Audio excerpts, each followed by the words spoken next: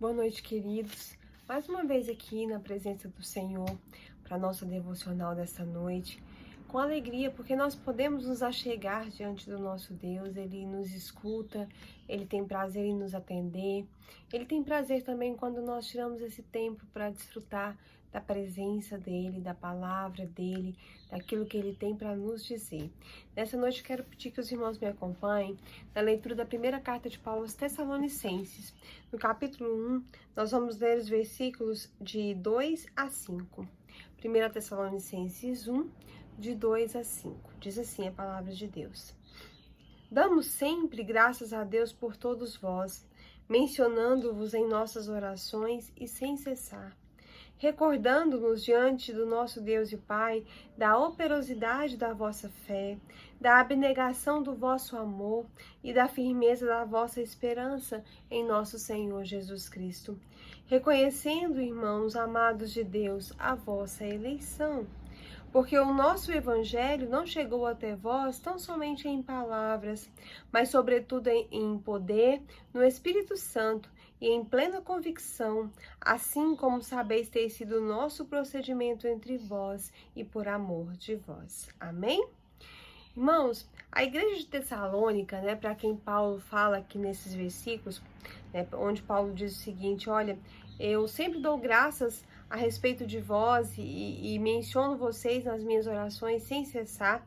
E eu me lembro, então, que vocês têm uma fé operosa, um amor abnegado e uma firme esperança em nosso Senhor Jesus Cristo. A igreja de Tessalônica era uma igreja nova na fé, mas ela tinha as marcas da maturidade cristã, que são basicamente compostas por 3 características: a fé, o amor e a esperança, Tá lá em 1 Coríntios 13, no versículo 13. Quando nós olhamos para o que foi escrito para a igreja de Tessalônica, nós podemos observar que quanto ao passado, ela estava firmada na verdade, porque ela tinha colocado sua fé em Deus e agora estava trabalhando no reino de Deus para o Senhor. Quanto ao presente, ela estava envolvida no amor a Deus e ao próximo. E quanto ao futuro, ela estava sendo alimentada pela expectativa, pela esperança da segunda vinda de Cristo. Então, quando a gente pensa nessas virtudes que nós devemos ter na fé, no amor e na esperança, nós chegamos à conclusão de que precisamos cultivar isso nas nossas vidas para que possamos ser maduros como cristãos, completos no serviço de Deus.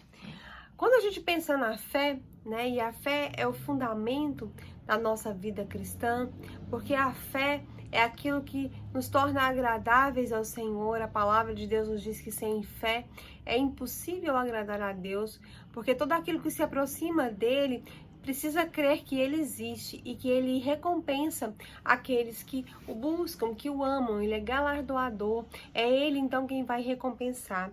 Então a fé que nos traz a salvação, a salvação que é pela graça por meio da fé, está lá em Efésios 2:8, a fé produz obras.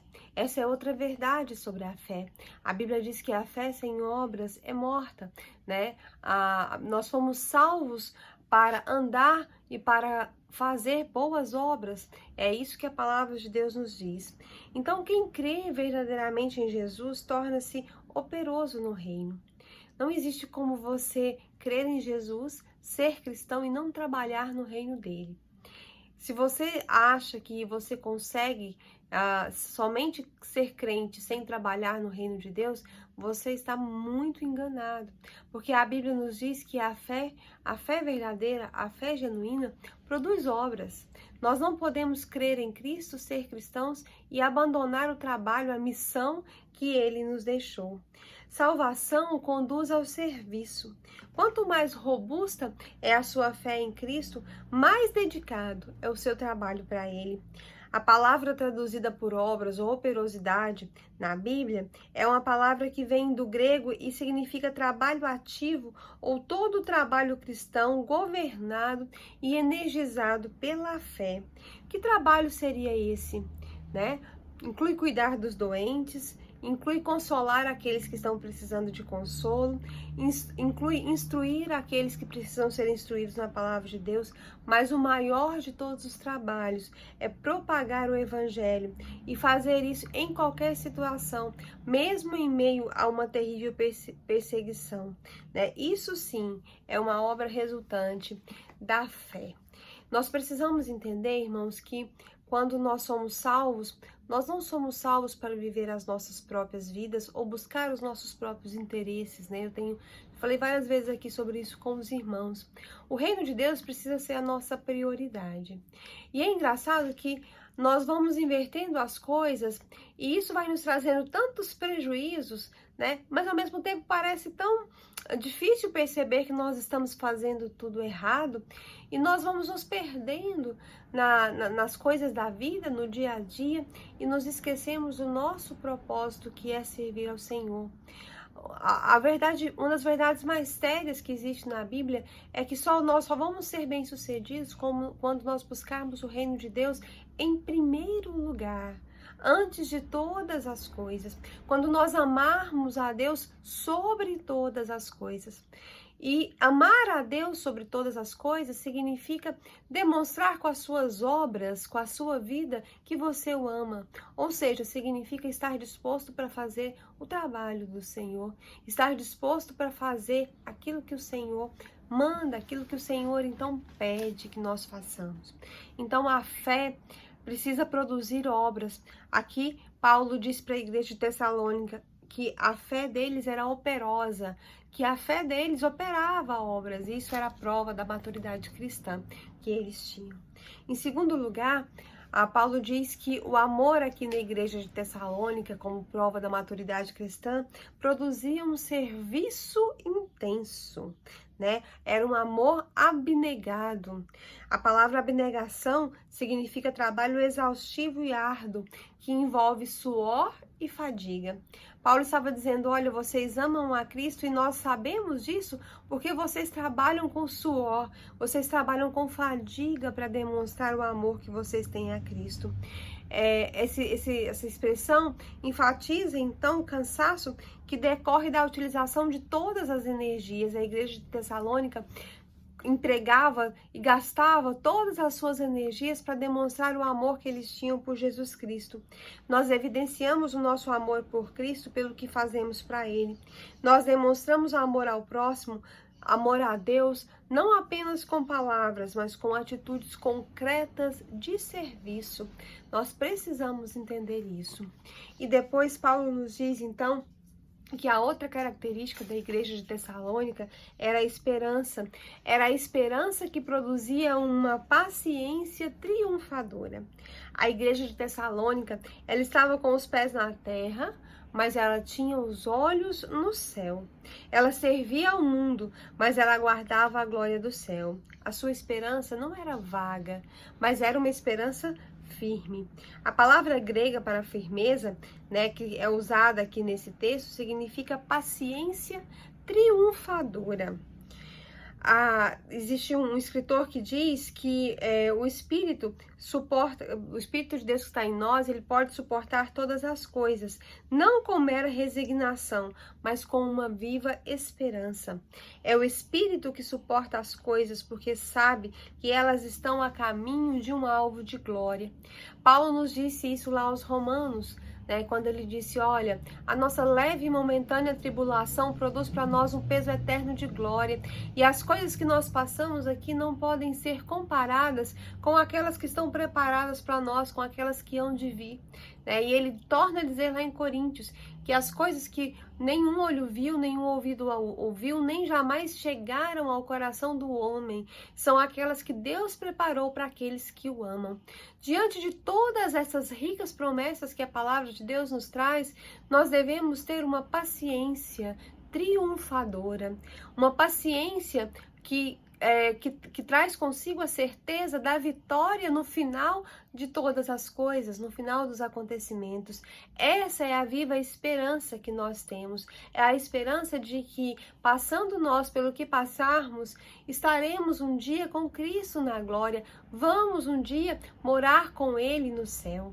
né? Tem uma frase que eu até postei aí nos grupos da igreja essa semana, que para mim me falou muito, né? Uma frase, inclusive, do Billy Graham, que diz assim, olha, do Billy Graham não, desculpa, acho que do pastor Russell Shedd, que diz assim, olha, nós vamos chegar lá mancos, feridos, sangrando, machucado, mas nós vamos chegar lá, um dia nós estaremos lá. E é isso que Paulo está dizendo aqui para a igreja de Tessalônica, olha, vocês têm uma esperança viva que significa uma paciência triunfante, vocês aguardam com paciência a segunda vinda de Cristo, a volta de Jesus Cristo, a redenção da igreja. E nós também devemos ser assim. Nós devemos ter uma fé que é operosa, um amor que nos deixa prontos para o serviço, que nos torna habilitados para servir ao Senhor, e uma esperança viva que vem acompanhada de uma paciência triunfadora, aquela paciência que passa pelas dificuldades, enfrenta as lutas da vida com a certeza de que estamos sendo preparados para um dia estar com Cristo. Quando nós pensamos nas nossas dificuldades, irmãos, nas lutas dessa vida, nós temos que nos lembrar que Cristo não está nos permitindo provações ou nos provando apenas para se divertir, né, com a gente, digamos assim, porque existe muitas vezes essa ideia de que Cristo fica aqui só para ver o que acontece com a gente, para ver como a gente reage. Isso não é verdade, isso chega a ser uma heresia. As nossas lutas, as nossas tribulações, as tribulações que nós passamos na nossa vida, elas têm um único objetivo, que é nos tornar mais parecidos com Jesus, porque esse é o objetivo de Deus para nós. Ele nos prometeu que nós teremos a mesma herança, nós somos co-herdeiros com Cristo. E para sermos co-herdeiros com Cristo, nós precisamos ser parecidos com Ele. Nós não podemos viver de qualquer forma.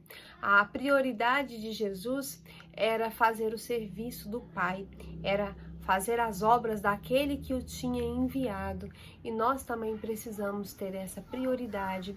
Jesus sabia que um dia o tempo dele aqui ia acabar e ele ia voltar para o céu. Nós sabemos que um dia o nosso tempo aqui vai acabar e nós vamos para o céu. E nós precisamos, então, cultivar na nossa vida as qualidades de uma vida cristã madura, de uma vida cristã, então, que agrada ao Senhor. Amém? Vamos orar nesse instante, vamos colocar diante do Senhor as nossas vidas. Vamos pedir que Ele nos transforme, que Ele nos ensine, que Ele coloque nos nossos corações a verdade da sua palavra, para que nós possamos ser modificados a cada dia, para que o nosso caráter possa ser transformado, para que a nossa vida possa ser transformada. Vamos também orar pelos nossos irmãos que estão enfermos, pelos nossos irmãos que estão atravessando momentos difíceis, e pedir ao Senhor então que estenda as suas mãos de poder sobre nós, orar por aqueles que estão passando por dificuldades na sua família e que aqueles nossos amigos e familiares que precisam ser salvos pela graça do Senhor. Vamos orar nesse instante. Senhor Deus e Pai, Senhor, nós estamos aqui diante do Senhor, nós colocamos diante do Senhor as nossas vidas. Senhor, nos ajuda a cultivar a fé, nos ajuda a cultivar o amor, nos ajuda a cultivar uma esperança verdadeira em Cristo Jesus.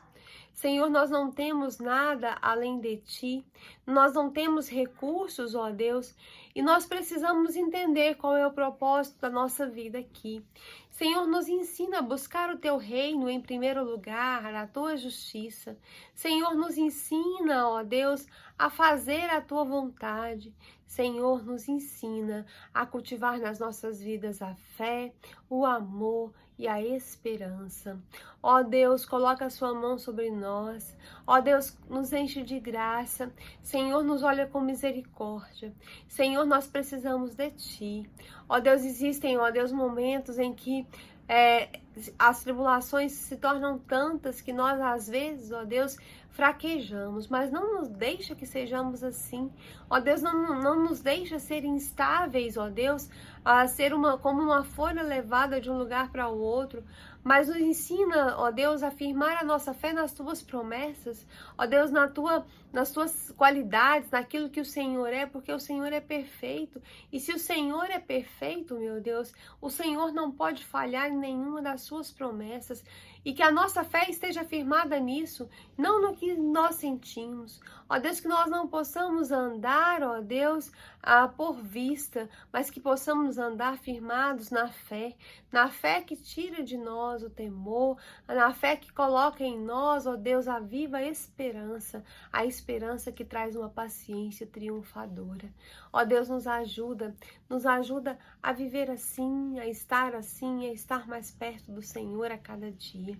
Nesse instante queremos colocar diante do Senhor os nossos amigos e irmãos que estão enfermos.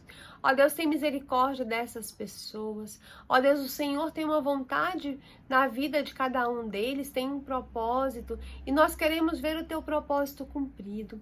Então, ó Deus, nesse instante, abençoa o irmão Feliciano, ó Deus, a vida dele. Também abençoa a vida da Ana Caroline, a vida da Odenilda, ó Deus, da irmã Marionilda, do irmão José Ailton. Também te pedimos, ó Deus, que o Senhor esteja abençoando aquela amiga da Sueli, aquela criança por quem o Igor pediu. Também que o Senhor esteja abençoando o seu Osnival Domiro, todos os irmãos da nossa igreja que estão enfermos, irmã Roseli, irmã Marli, ó Deus, irmã Maria de Fátima, irmã Maria José, irmã Silvia. Ó Deus, também te pedimos, ó Deus, pelo pastor, irmã Lucineide, irmã Helenita. Ó Deus, todos os nossos irmãos, irmão Tim e sua família.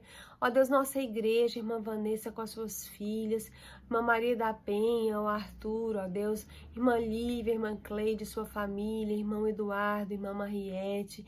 Ó Deus, que o Senhor tenha misericórdia das vidas dos nossos irmãos, irmã Kellen com a sua família, ó Deus, irmão Lincoln.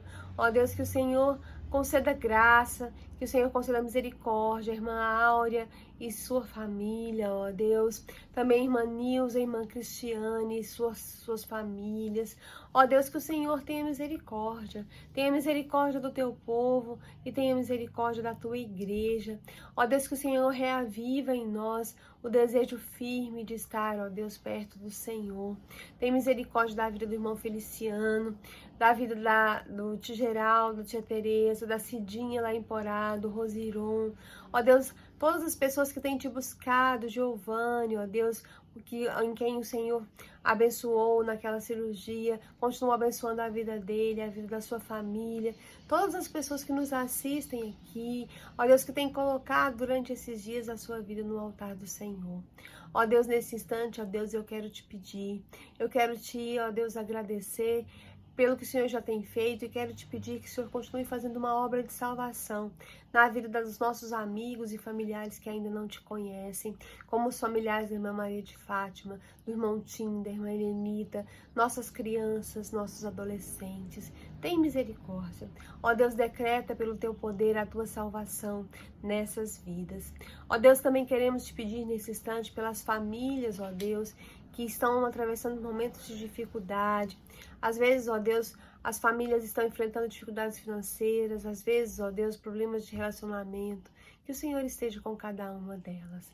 Nós agradecemos, ó Deus, nós pedimos ao Senhor que esteja conosco, que coloque a sua mão sobre nós, nos enche, nos reveste de glória, ó Deus, e de a esperança e de poder. Senhor, muito obrigada por tudo. Fica conosco, ó Deus, durante o dia de amanhã, quando estaremos na tua casa para te louvar. E nos abençoa também durante a nossa semana que começamos. É o que nós oramos de todo o nosso coração, no nome de Jesus. Amém. Amém. Amanhã é domingo, dia do Senhor. 10h15 nós temos a nossa Escola Bíblica Dominical, nosso culto matutino. Ele é online, transmitido pelo Facebook e pelo YouTube. E à noite, 19 horas, o nosso culto é presencial, transmitido ao vivo pelo Facebook da igreja. Participe conosco e que o Senhor abençoe você e a sua família no nome de Jesus. Amém.